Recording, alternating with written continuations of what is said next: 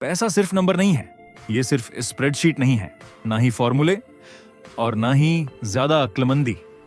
पैसा व्यवहार है, और यही है द साइकोलॉजी ऑफ मनी की असली सोच।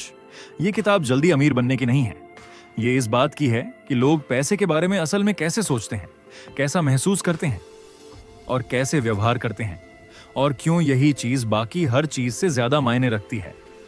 पैसा गणित नहीं, व्यवहार है। पारंपरिक फाइनेंस हमें बताता है कि अगर हम सही समीकरण फॉलो करें तो सही फैसले अपने आप हो जाएंगे, लेकिन असली जिंदगी ऐसे नहीं चलती। असल दुनिया में पैसे से जुड़े फैसले डर से चलते हैं, अहंकार से, दूसरों से तुलना से और हमारे पिछले अनुभवों से। दो लोग एक ही डेटा देख सकते हैं और बिल्कुल उलटे फैसले ले सकते हैं, और दोनों को लगता है कि वही सही है। लोग पैसे में इसलिए नहीं हारते क्योंकि उन्हें जानकारी नहीं होती, वो हारते हैं क्योंकि वो इंसान है। हमारी पैसों की सोच हमारे अतीत से बनती है। हर इंसान पैसे को उस छोटे से समय के चश्मे से देखता है जो उसने खुद जिया होता है। अगर आपने महंगाई देखी है तो आपको नकद से डर लगता है, अगर आपने मार्केट क्रैश देखे हैं तो आपको शेयर से डर लगता है। ये अनुभव हमें ऐसे लगते हैं जैसे ये हर किसी के लिए सच हो, भले ही आंकड़ों में वो बहुत दुर्लभ हो। इसलिए जब लोग पैसों पर बहस करते हैं तो वो बेवकूफी नहीं होती, वो जिंदगी का अनुभव होता है। किस्मत और जोखिम हमेशा साथ रहते हैं। सफलता शायद ही कभी सिर्फ काबिलियत की वजह से होती है, और असफलता सिर्फ गलती की वजह से नहीं। किस्मत और जोखिम हमेशा मौजूद रहते हैं। हम जीतने वालों को देखते हैं, लेकिन उन अनगिनत लोगों को नहीं जिन्होंने वही सब किया पर टिक नहीं पाए। इसे कहते हैं सर्वाइवरशिप बायस।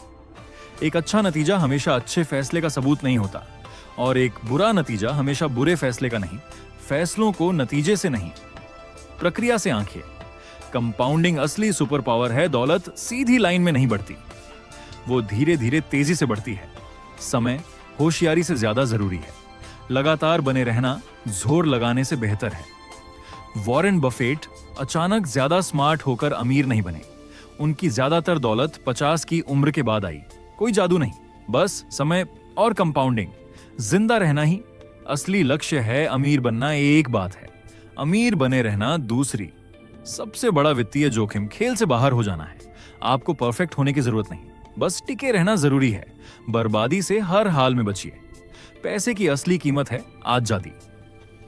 पैसे की सबसे बड़ी ताकत लग्जरी नहीं है, वो है आपके समय पर नियंत्रण। आजादी मतलब आप क्या करें, कब करें और किसके साथ करें। खुशी का रिश्ता कमाई से ज्यादा आजादी से होता है। दौलत वो है जो दिखती नहीं। लोग खर्च को ही दौलत समझ लेते हैं, लेकिन खर्च दिखता है, बचत नहीं दिखती। असली दौलत वो पैसा है जो आपने खर्च नहीं किया, वो विकल्प हैं जो आपने खुले रखे। रीजनेबल होना रैशनल होने से बेहतर है। कागज पर बनी सबसे बेहतरीन रणनीति भी बेकार है अगर आप उसे निभा ही ना पाएं। एक ऐसा प्लान जिसके साथ आप जिंदा रह सकें, उस परफेक्ट प्लान से बेहतर है जिसे आप बीच में छोड़ दें। गलती की गुंजाइश हमेशा रखें। इतिहास चौंकाने वाली घटनाओं से भरा है, भविष्य भी आपको चौंकाएगा। अनुमान जल्दी टूट जाते हैं, बफर जिंदगी बचाते हैं। हमेशा गलती की जगह छोड़िए।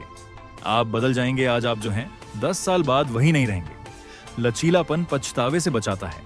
योजना बदलाव के लिए बनाइए, पक्के भरोसे के लिए नहीं। कुछ भी मुफ्त नहीं मिलता, हर इनाम की एक कीमत होती है। मार्केट रिटर्न उतार चढ़ाव मांगते हैं, तरक्की असहजता मांगती है। अगर इनाम चाहिए तो भावनात्मक कीमत चुकानी पड़ेगी। किसी और का खेल मत खेलिए। मार्केट में हर इंसान अलग मकसद से खेल रहा है, अलग समय सीमा, अलग नियम। किसी और की नकल अक्सर अपने ही खेल में हार बन जाती है। निराशावाद ज्यादा समझदार क्यों लगता है? बुरी खबरें तेज होती हैं, अच्छी खबरें धीमी और शांत। प्रगति उबाऊ लगती है, झटके नाटकीय लगते हैं, लेकिन लंबी दौड़ में आशावाद ही जीतता है। आखिरी सीख द साइकोलॉजी ऑफ मनी निवेश कैसे करें ये नहीं सिखाती, ये सिखाती है कि जिंदगी भर पैसे के बारे में कैसे सोचना है। जरूरत से ज्यादा बचाइए, टिके रहने पर ध्यान दीजिए।